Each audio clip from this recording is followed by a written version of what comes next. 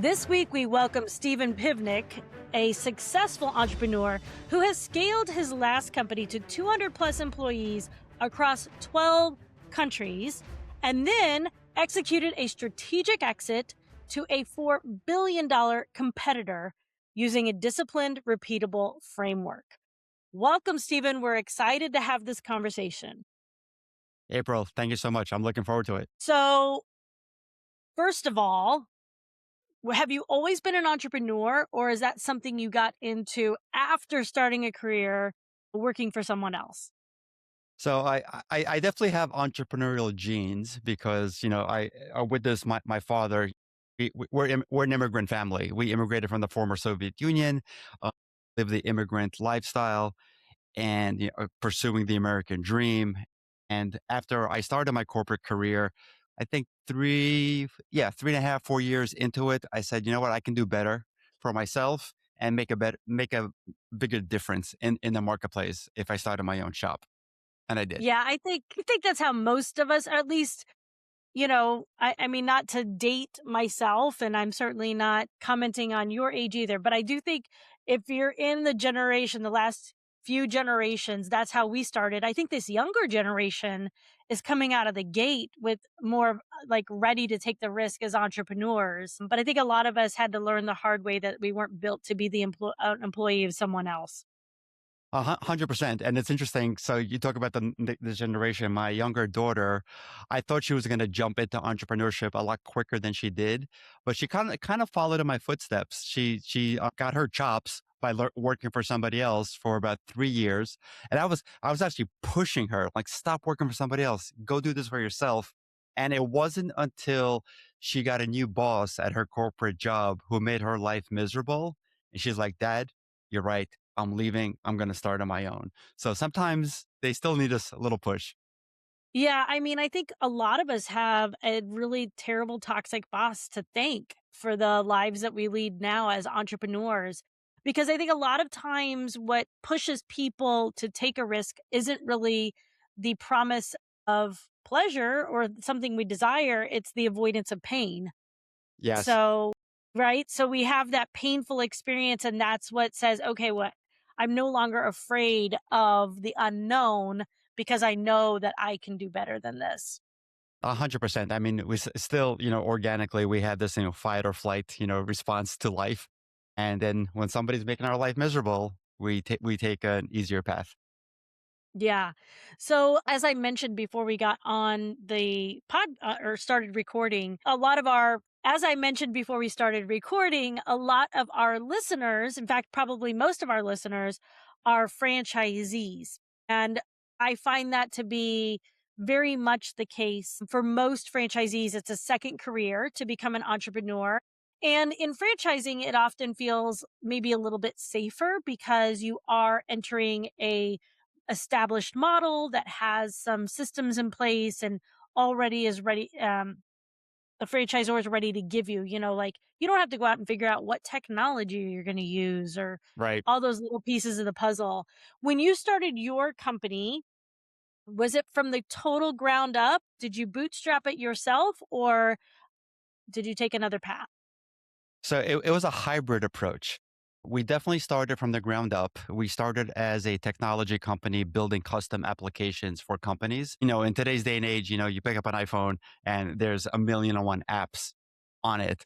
And corporations today can go buy apps for whatever business process they want to automate.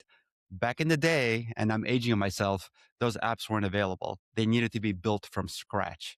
So we started a company to build business applications from scratch. Then we quickly joined. That's why my answer was hybrid because we quickly joined the IBM Business Partner Program.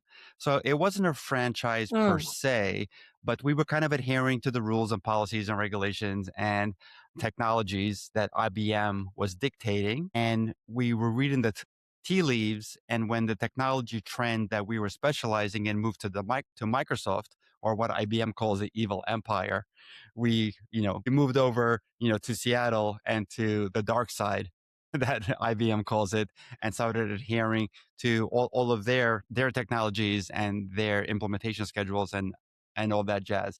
So it was a combination of both. We had a lot of freedom to do what we needed, but we were kind of attached to the mothership. Yeah.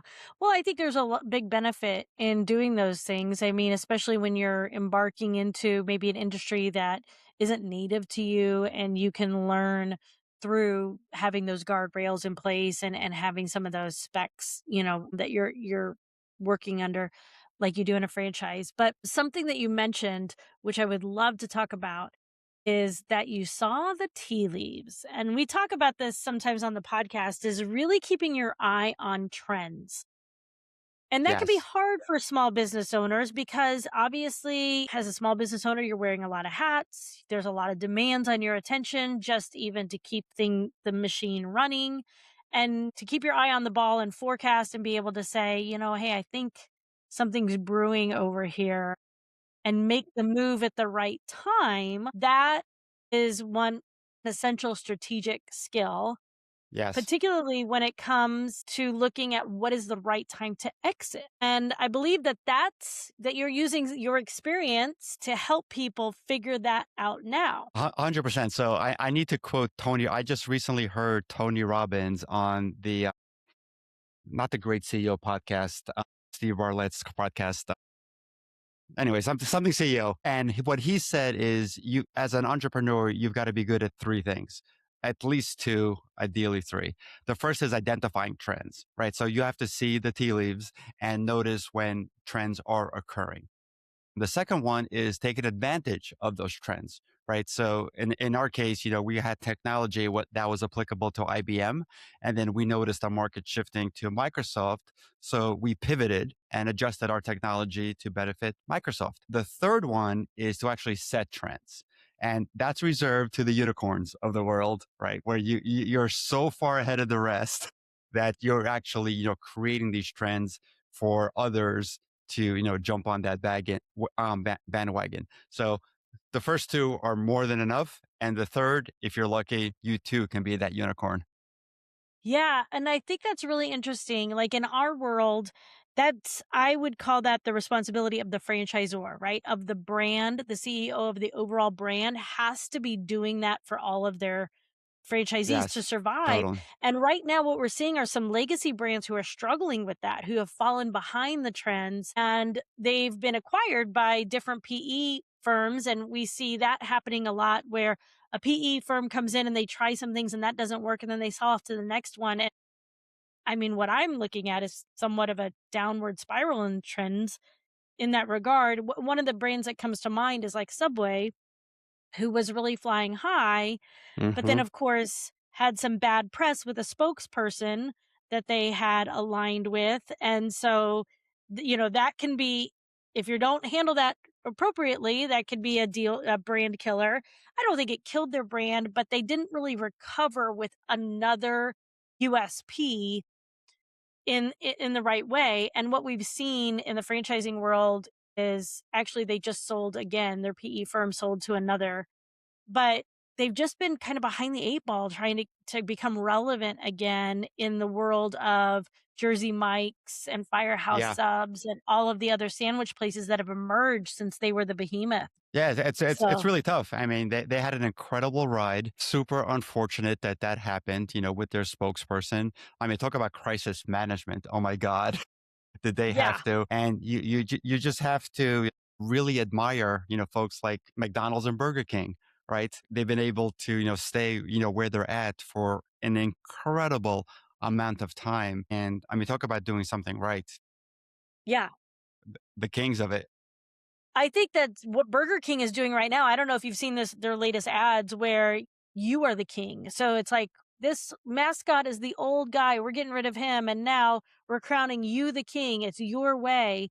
And what I see that I think that we're headed down a trend with this AI, the AI boom. It's going to be very beneficial to us, but I think what we're going to see is this resurgence and actually prioritizing human connection and human relationship and human contact. And I think Burger King is actually capitalizing on that marketing wise. They're getting out ahead and saying, we're making it all about you, not just our customer, but by the way that they're doing it, it's like a relationship between Burger King and the individual that they're talking to individuals. They're talking to me when they say you. That's how Right. these ads are feeling. And I see that as like, ooh, they see where this is going and they're out ahead of it. And I really hope it's successful for them because I think it's a brilliant and it appears, which is I do not say this often about a large corporation, but it also appears genuine. Because it appears to have so much thought behind it Hmm. in the way that they're approaching it. And so I really hope that it is successful for them. No, kudos for them. I mean, the amount of manpower and millions of dollars that have gone into, selecting this strategy is massive. Yes, And it sounds like it's the right thing to do.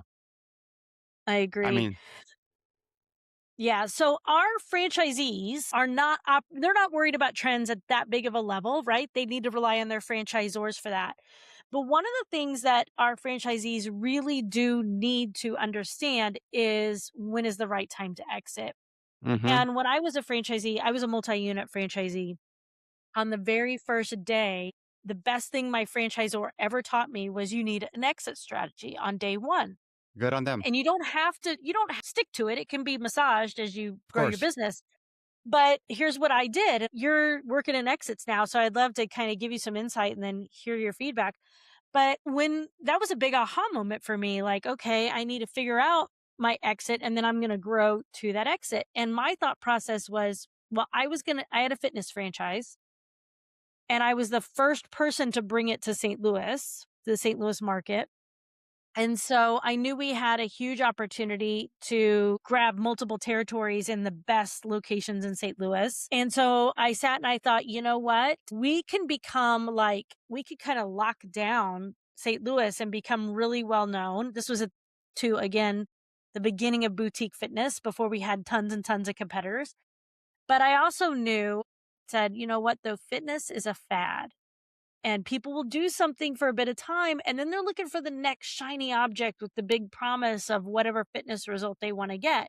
And so we're going to have this kind of window of opportunity to grow it well enough, grow it big enough to become well known, and then exit before we become old news and the new thing hmm moves into town. And so I thought, based upon the brand as a whole was pretty young and we were gonna be first in St. Louis, so I thought that window of time was probably somewhere between 5 and 7 years.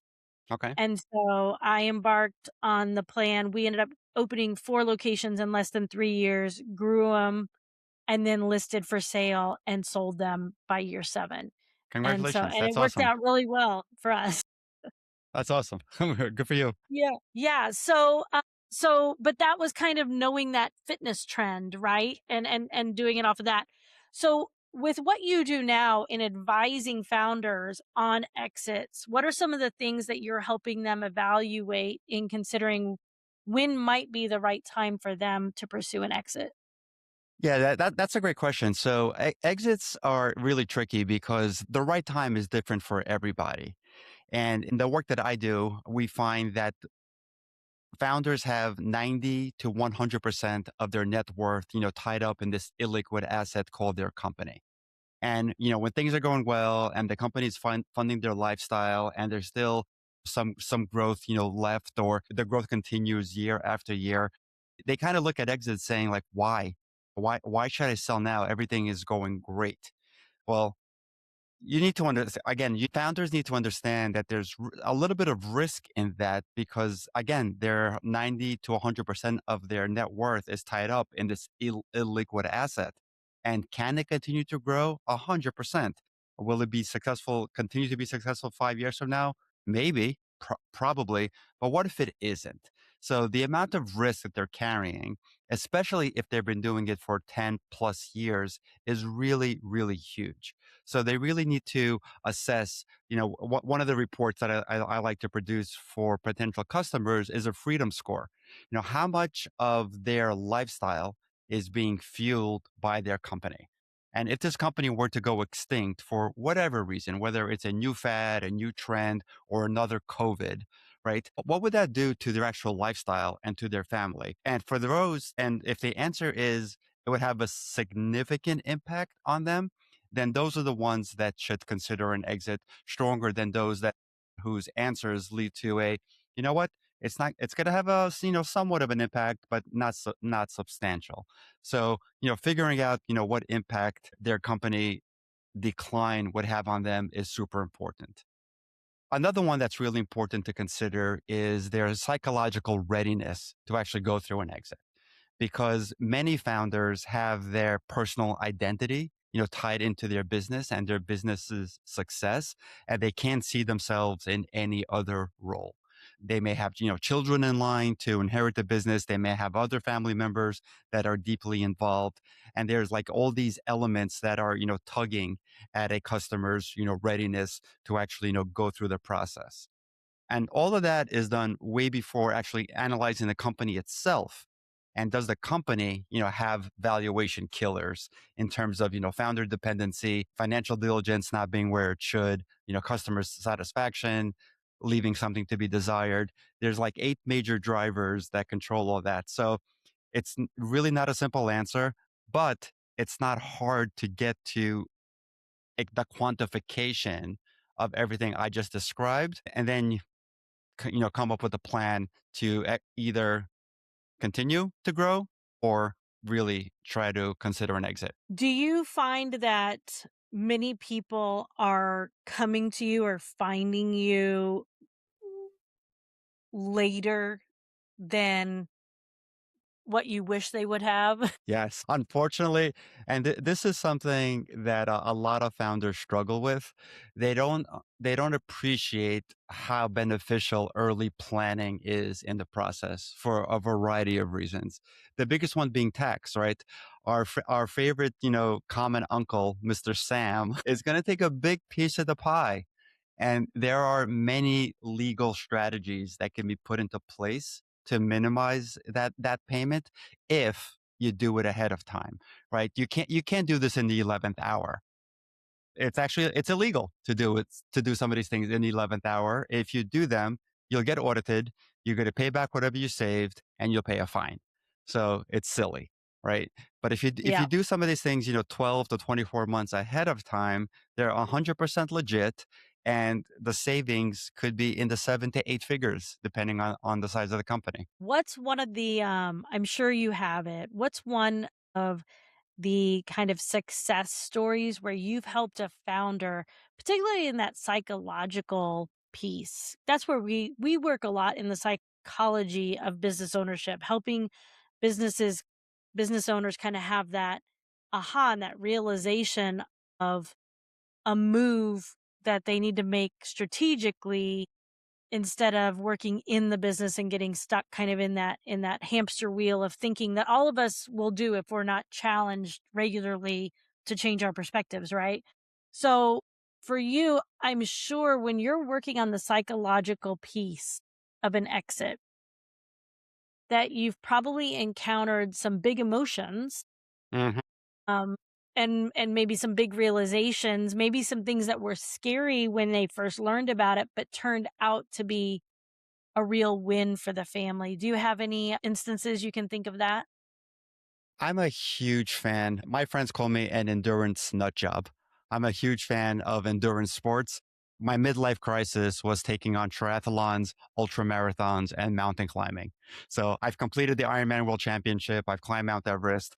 And I don't suggest that to just anybody, but I do heavily, heavily encourage folks to have a very, very intense hobby outside of work, something that they can truly be passionate about and fall in love with, even if they're not planning to exit, right? I firmly believe that if you're passionate about, health, endurance, other hobbies, that you can take successes there and and benefit from those inside of your business life. Because I'll take endurance sports as an example, because that's my passion. Planning, preparation, execution, pivots, setbacks.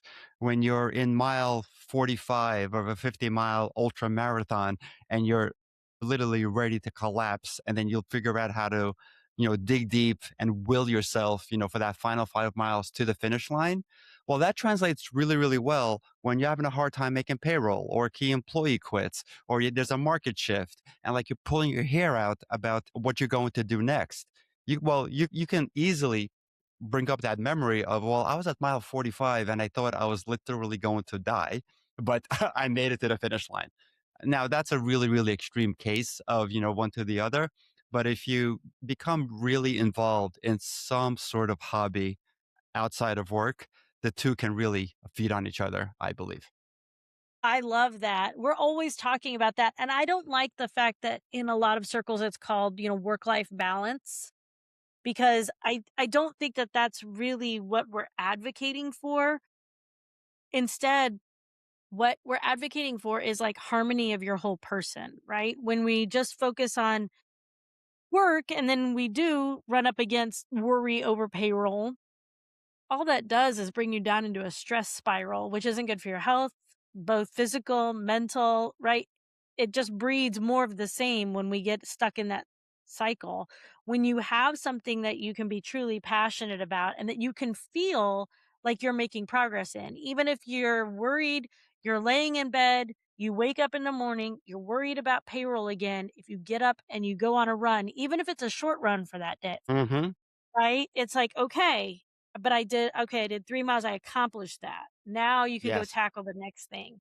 And I do think that that's important, is having pieces of your life, pieces of your whole person that help you understand when you're accomplishing things. Not everything has to be a business win when you're an entrepreneur. I think people get stuck in that trap.